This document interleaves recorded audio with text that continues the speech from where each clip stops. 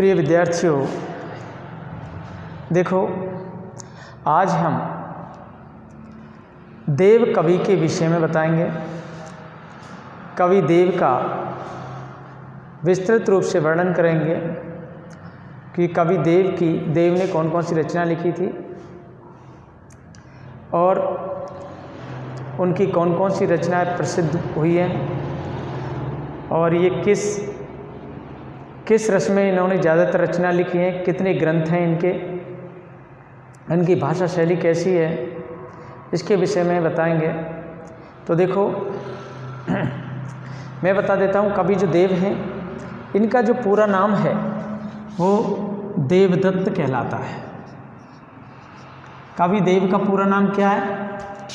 ये कवि देव का पूरा नाम है। कवि देव का पूरा नाम है देवदत्त। क्या नाम है? देवदत्त। और ये रहने वाले कहाँ के थे? इटावा के रहने वाले थे। इटावा के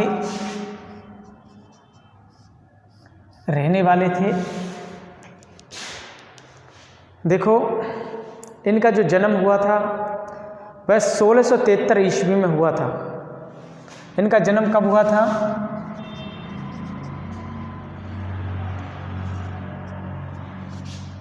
1673 ईस्वी में इनका जन्म हुआ था। इनका जन्म 1673 ईस्वी में हुआ था। इनका पूरा नाम देवदत्त था। ये इटावा के रहने वाले थे और जन्म हुआ था इनका 1673 ईस्वी में हुआ था। इन्होंने अनेक राजा रजवाड़ों का आश्रय प्राप्त किया था। ये अनेक राजाओं के आश्रय में रहे थे कवि देव। इनकी जो मृत्यु हुई थी वह 1767 के आसपास हुई थी। इनकी मृत्यु कब हुई थी? 1767 के आसपास।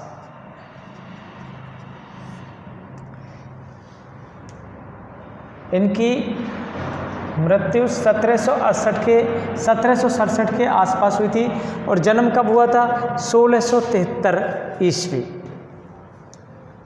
1673 ईस्वी इसका जन्म हुआ था और 1767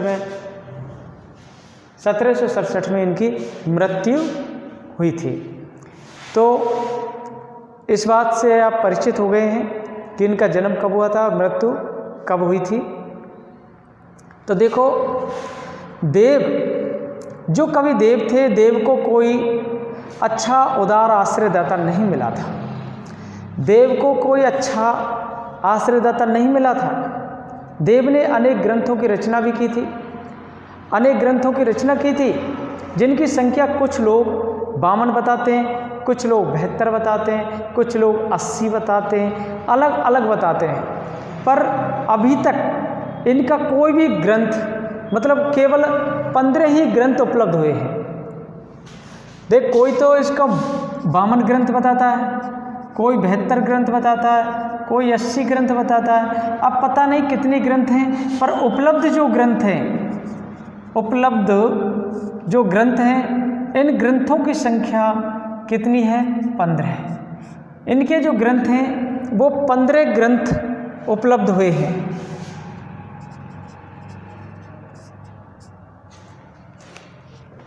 इनके ग्रंथों की संख्या कोई 52 बताता है, कोई 72 बता देता है, कोई 80 बता देता है, परंतु निश्चित नहीं है।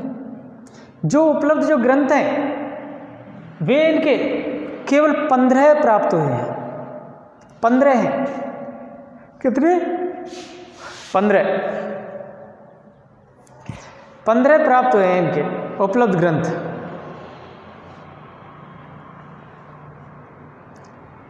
कवि देव द्वारा उपलब्ध ग्रंथ 15 ही 15 प्राप्त हुए हैं। देखो कवि देव का जो आचार्यत्व की अपेक्षा कवित्व अधिक सशक्त है। मतलब ये आचार्य कम है और कवि अधिक हैं। इनके काव्य का जो मूल विषय है वो श्रृंगार रहा है। इनके काव्य का मूल विषय क्या रहा है? श्रृंगार। इनके काव्य का मूल विषय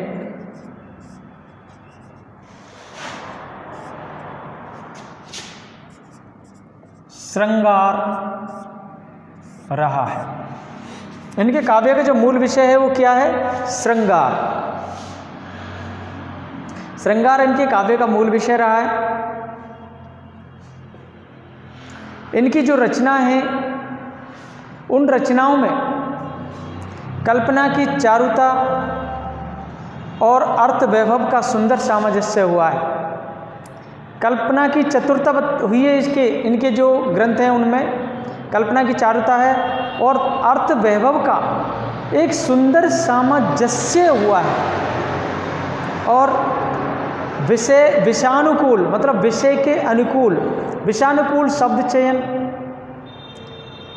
आनुप्रासिकता के कारण इनकी अभिव्यंजना शैली भी प्रशंसनीय बन गई है।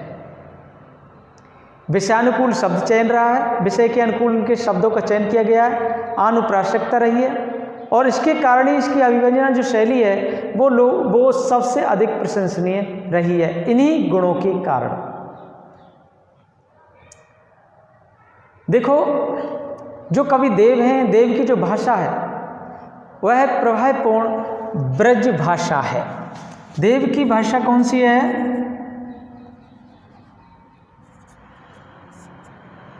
ब्रज भाषा।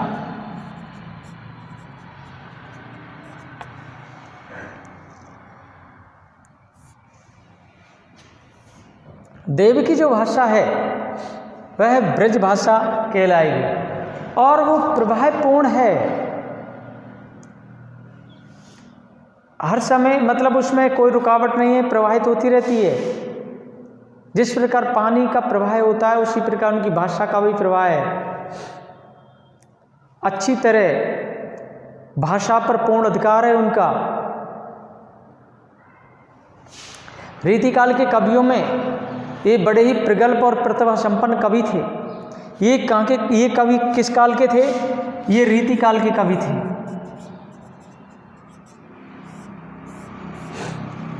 कैसे कवि थे? ये रीतिकाल के कवि थे।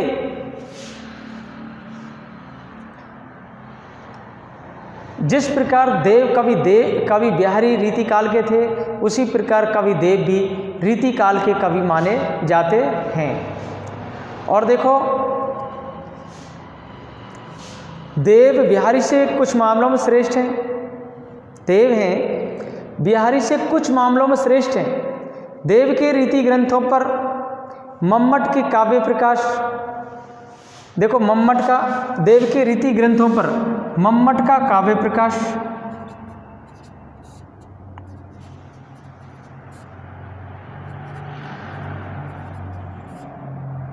ये ग्रंथ किसका है? ये ग्रंथ मम्मट का है। तो इसके जो ग्रंथ हैं देव के, उन ग्रंथों पर मम्मट का काव्य प्रकाश, आचार्य विश्वनाथ का साहित्य दर्पण, आचार्य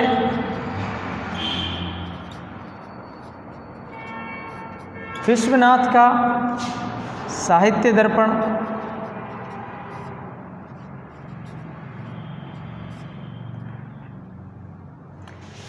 आचार्य विश्वनाथ की कृति का क्या नाम था? साहित्य दर्पण। तो मम्मट का काव्य प्रकाश और आचार्य विश्वनाथ का साहित्य दर्पण और भानुदत्त की रसमंजरी,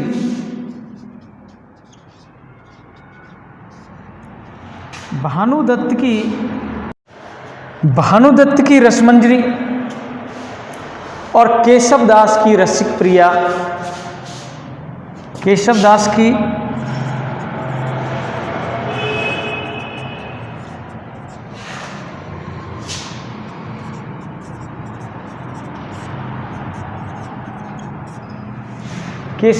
रसिक प्रिया और रहीम के बरबे नाय का भेद,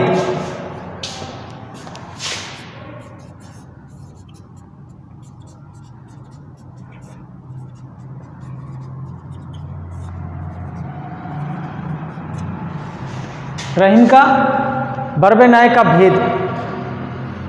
तो रहीम के बरबे नाय का भेद का पर्याप्त प्रभाव परिलक्षित होता है। तो ये जो ग्रंथ हैं, इन ग्रंथों का प्रभाव केशव की रचनाओं पर पड़ता है। कौन कौन से? देखो, मम्मट का काव्य प्रकाश, आचार्य विश्वनाथ का साहित्य दर्पण, भानुदत्त की रसमंजरी, केशवदास की रसिक प्रिया और रहीम की बरवे नायका भेद। रहीम की कौन सी? बरवे नायका भेद। ये जो ग्रंथ हैं, इन ग्रंथों का प्रभाव देव के काव्य पर पड़ता है। अब देखो, आपको मैंने बताया था,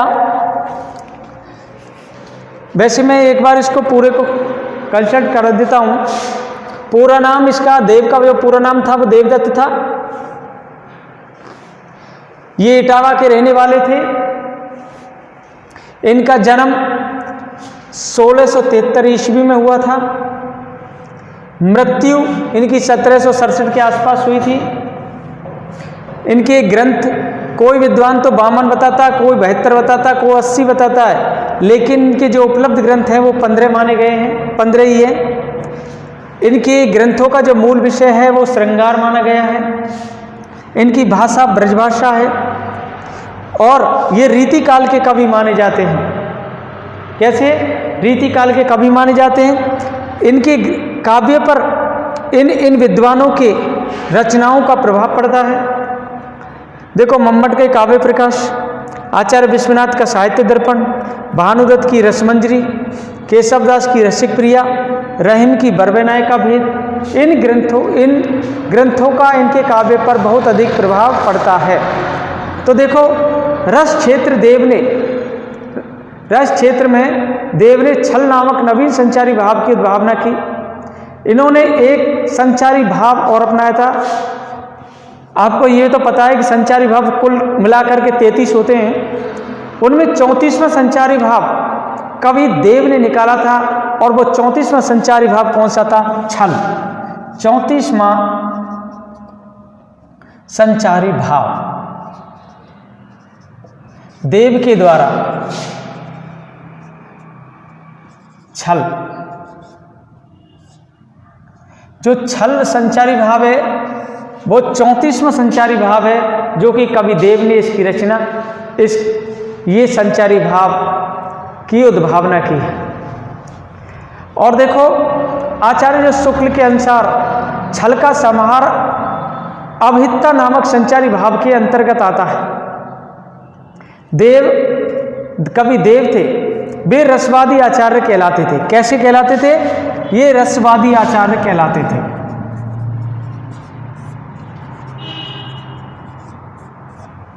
कवि देव रसवादी आचार्य कहलाते थे। इनकी जो रचनाएं हैं वो इस प्रकार है, मैं बता देता हूं। देखो, इनकी रचनाओं के नाम मैं लिख देता हूं।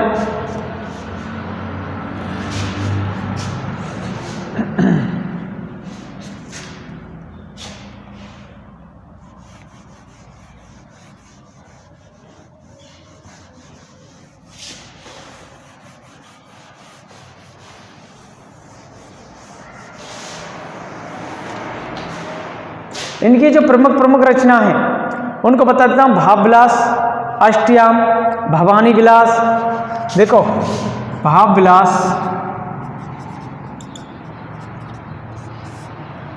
अष्टयाम,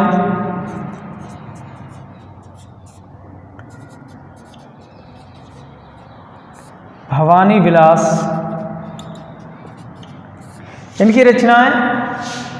देखो, भाव विलास, अष्टयाम, भवानी विलास और देखो कौशल विलास, प्रेम चंद्रिका, जाति विलास, रस विलास, राग रत्नाकर, देव शतक, शब्द रसायन, सुजान विनोद, ये इनकी रचनाओं के नाम हैं। कौशल विलास, प्रेम चंद्रिका, देखो कौशल विलास,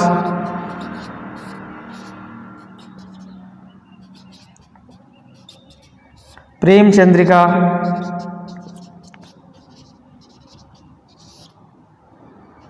जाति विलास।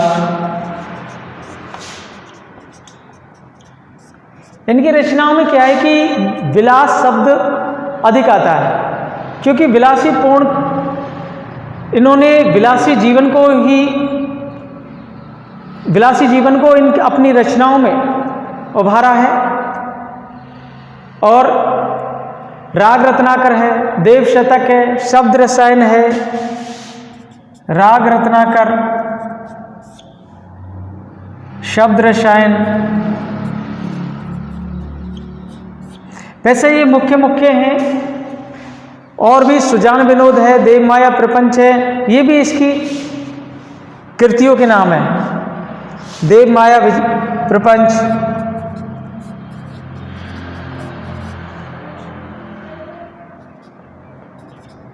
सुजान विनोद,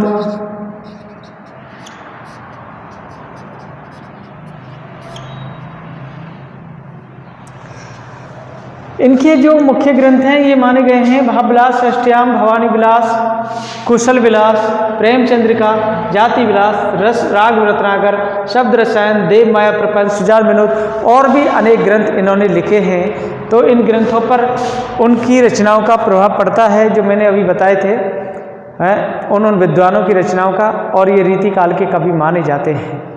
तो कवि देव बिहारी से भी कुछ क्षेत्रों में बिहारी से भी कुछ बढ़कर के हैं।